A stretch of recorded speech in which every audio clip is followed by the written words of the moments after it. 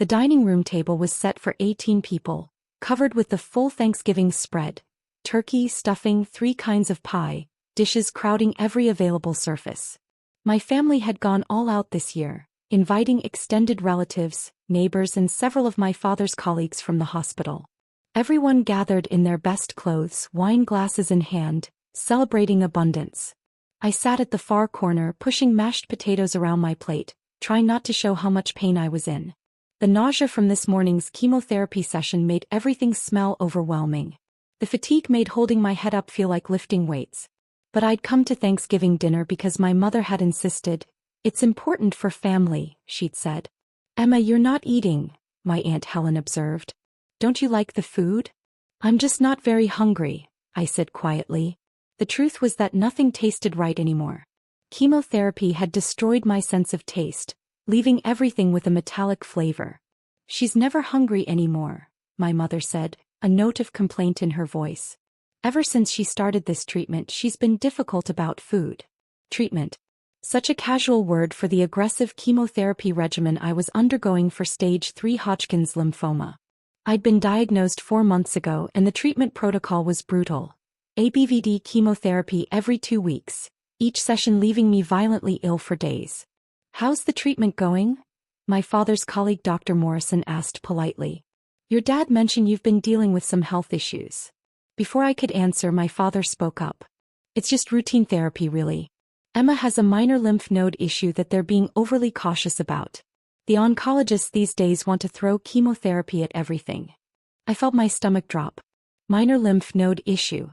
My father, Dr. Richard Patterson, chief of internal medicine at Presbyterian Hospital, was describing my cancer as a minor issue. "It's not minor," I said, my voice barely above a whisper. "I have stage III Hodgkin's lymphoma. The treatment is necessary." "The staging system is complicated," my father interrupted, using his professional voice. "Stage III sounds dramatic, but in Emma's case it's fairly low risk. The oncologist is being aggressive with treatment because she's young and can tolerate it, not because it's life-threatening." "That's not what Dr. Chen said," I protested. "She said without treatment the 5-year survival rate is." "Dr. Chen is a young oncologist building her practice," my father said dismissively. "She tends to be overly aggressive with treatment recommendations. Emma's lymphoma is very treatable. The chemotherapy is more of an optional precaution than a necessity." "So, he just called my chemotherapy optional." My sister Nicole, sitting across from me, nodded in agreement. She was Dr. Nicole Patterson Sterling, an emergency medicine physician at the same hospital where Dad worked. "Emma's always been a worrier. She's probably catastrophizing what Dr. Chen told her. Hodgkin's has excellent cure rates. The treatment is basically just a formality." "It doesn't feel like a formality," I said, feeling tears burning behind my eyes. "I'm sick all the time. I lost my hair. I can barely work." "That's the treatment side effects, not the disease," Nicole said, as if that somehow made it better. "The chemotherapy makes you feel worse than the actual lymphoma would. That's why Dad's saying it's optional. You could probably do less aggressive treatment and be fine." I worked as a graphic designer, freelancing from home. Before my diagnosis, I'd been pulling in $120,000 a year with multiple high-profile clients. Now I was barely managing 10 hours a week, and only when the chemo side effects weren't debilitating. I'd lost most of my clients because I couldn't meet deadlines. My savings were being drained by medical expenses that insurance didn't fully cover. "Speaking of which," my mother said brightly, clearly trying to change the subject, "Richard and I have some exciting news. We're going on a cruise in January.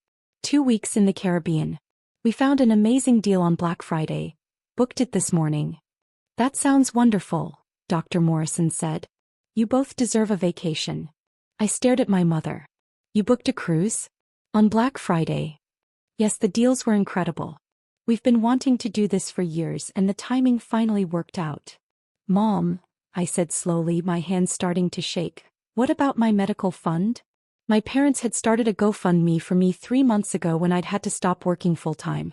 It had raised $47,000 from friends, colleagues, and community members who wanted to help with my medical expenses.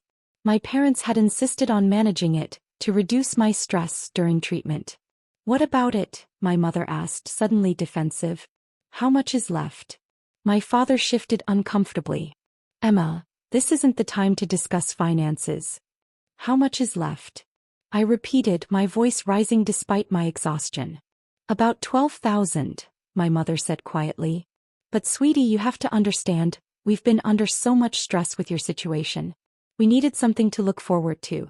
The cruise was only $22,000 for both of us.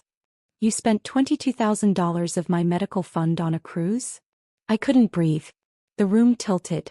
That money was for my treatment. For my medications. For my bills while I can't work. You're being dramatic, Nicole said sharply. Mom and Dad have been incredibly supportive. They let you move back home. I didn't move back home, I cut her off. I have my own apartment that I can barely afford now. And they didn't let me do anything. That GoFundMe money was donated specifically for my medical expenses. We made the GoFundMe, my father said, his voice taking on an edge. The money was donated to help the family dealing with your situation. We're part of that family. And frankly, Emma, we've been dealing with enormous stress managing your medical drama for months. We deserve a break. Medical drama. My cancer was medical drama.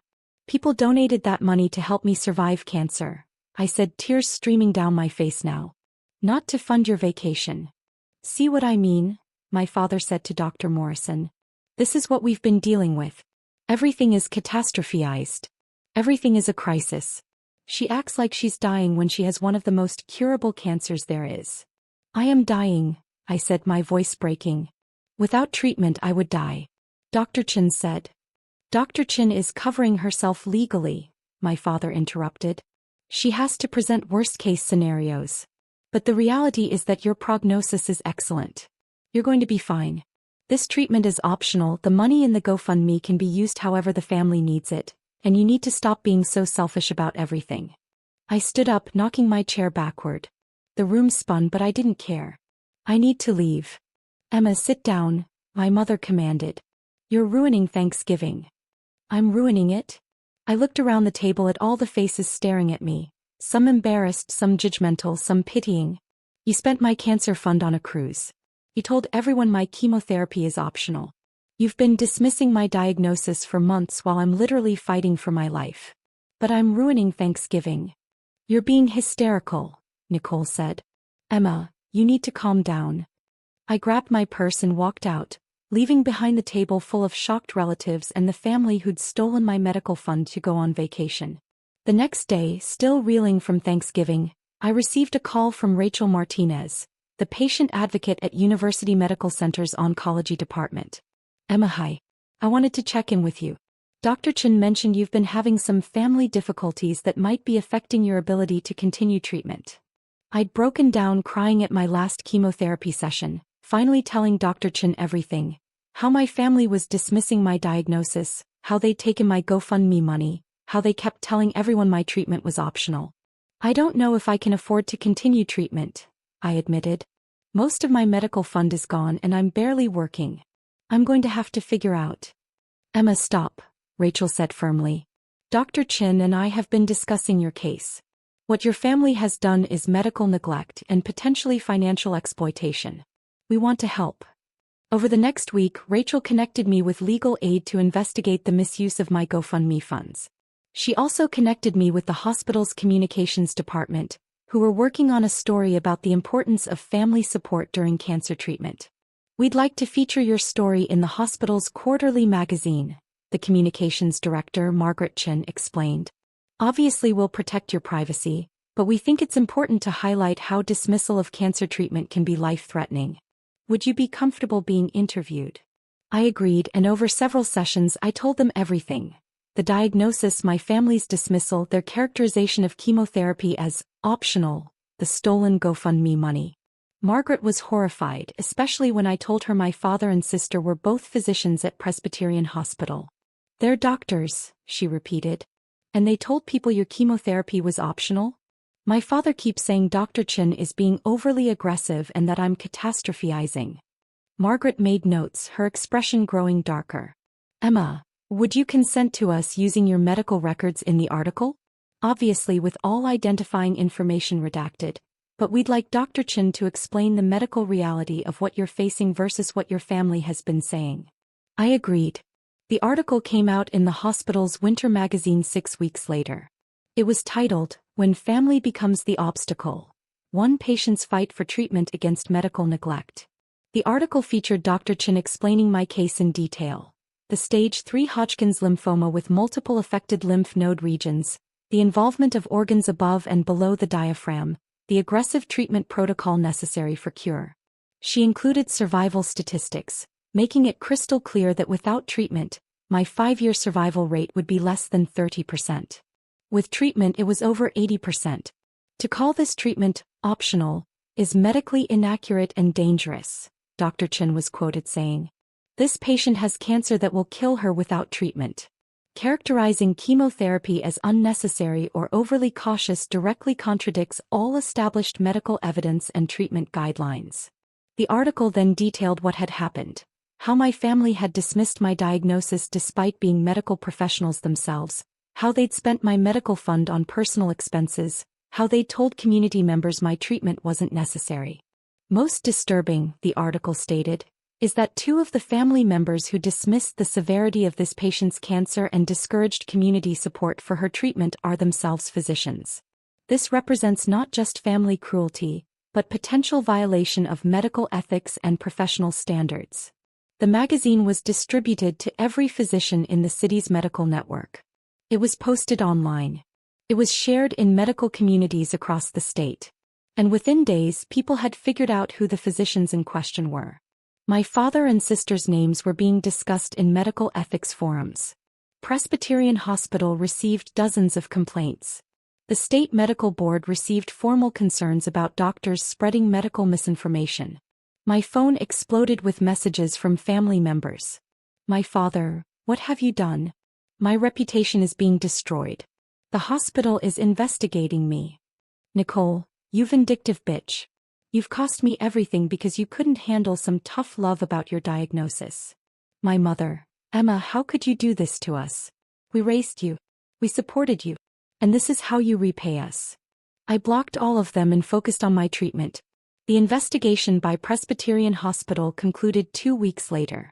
My father was removed from his position as chief of internal medicine after they found he'd been telling patients that cancer treatment recommendations were often optional, and that oncologists were too aggressive. He kept his medical license but was required to complete continuing education on oncology standards and patient advocacy. Nicole faced similar consequences. Her emergency department colleagues had come forward with concerns about her dismissing patients' cancer symptoms and telling them to not catastrophize diagnoses.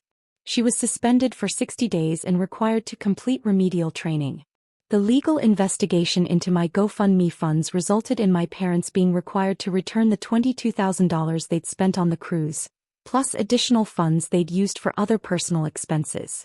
In total, they had to repay $31,000 of the $47,000 they'd received. The story went beyond our local medical community. Medical ethics professors used it as a case study. Patient advocacy groups shared it. Major medical publications wrote follow-up pieces about the harm caused when physicians dismissed treatment guidelines based on personal bias. My father's medical practice lost 40% of its patients. Nicole had to relocate to another city to find work. My mother sent one final message: "I hope destroying your family's reputation was worth it. You've ruined lives over your need for attention." I didn't respond. 6 months later I completed my chemotherapy. My scans came back clear. Complete remission. Dr. Chen hugged me at my final appointment, tears in her eyes. "You did it," she said. "You survived despite everything. Because you believed me," I said. "Because you fought for me when my own family wouldn't." The hospital magazine did a follow-up piece. Cancer survivor beats the odds despite family obstacles. This time they included my name and photo with my permission. I wanted other patients to know they weren't alone if their families dismissed their diagnoses. My story reached other patients whose families called their cancer treatment optional or unnecessary. It reached doctors who realized they'd been too quick to dismiss patient concerns. It reached medical boards who strengthened their policies about physicians spreading misinformation. They'd called my treatment optional at Thanksgiving dinner. They'd used my medical fund for Black Friday shopping while I was fighting for my life. The hospital magazine had featured my survival story, exposing the medical neglect I'd faced from my own physician family members. Their medical reputations never recovered from being exposed as doctors who'd told a cancer patient her chemotherapy was optional. I'd survived stage III Hodgkin's lymphoma. I'd survived chemotherapy. And I'd survived being medically abandoned by the family who should have fought hardest for my life. Because sometimes the most dangerous thing about cancer isn't the disease itself.